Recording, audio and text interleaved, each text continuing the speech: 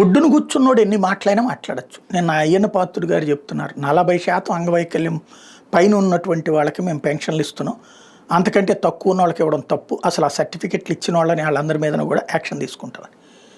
ఒకటే గుర్తుపెట్టుకోవాలా, మనం కడుపు నిండా తినటానికి ఉంది కాబట్టి మనం ఏమైనా మాట్లాడుతున్నాం.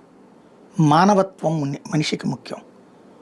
అంగవైకల్యం ఇప్పుడు ఒక మనిషికి చెయ్యి ఇక్కడ దాకా నడుస్తుంది, ఇట్లా పని చేసుకోగలుగుతాడు, కానీ టోటల్ చేతితో ఎత్తలేడు.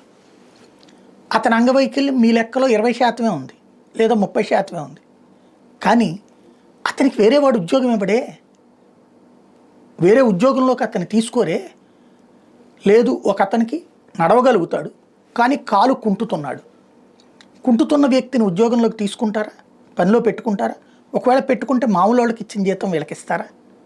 అందుకే కదా వాళ్ళని దివ్యాంగులు అని పదం వాడుతుంది. 40% పైన అంగవైకల్యం ఉంటే మాత్రం వాళ్ళు అంగవైకలరు అని మీరు డిసైడ్ చేసి, అంగవైకలరికి మిగతా వాళ్ళకి 10% ఉంటే, 20% ఉంటే, 30% ఏమనంటే ఎట్లాగా? మనం మానవత్వంతో ఆలోచించాల్సింది అది కదా. 1,00,000 తీసేసాం, అవతలోడు దుర్మార్గుడు. ఇంతకుముందు అప్పుడు ఏదేదో 3 లక్షల రూపాయలు 4 లక్షల రూపాయలు ఏడాదికి ఇన్కమ్ వచ్చిందని చెప్పి తీస్తే ఎంత రచ్చ చేసాం మనం. వాళ్ళకి మళ్ళీ పెన్షన్లు ఇచ్చేదాకా గొడవ చేశాం కదా. ఇవాళ ఏంటి ఈ పద్ధతి? దీన్ని సమర్థించుకుందామా? సమర్థించుకుంటున్నాం నిర్మోహమాటంగా. నోటికి నువ్వు ముద్ద పెట్టకపోయినా పర్లా, నోట్లోకి వచ్చిన ముద్ద లాగితే మాత్రం అది అమానవీయం. దాని పర్యవసానం చాలా స్ట్రాంగ్ వ్యతిరేకుల్ని సృష్టించుకున్నట్టు అవుతుంది. ఆలోచించుకోండి.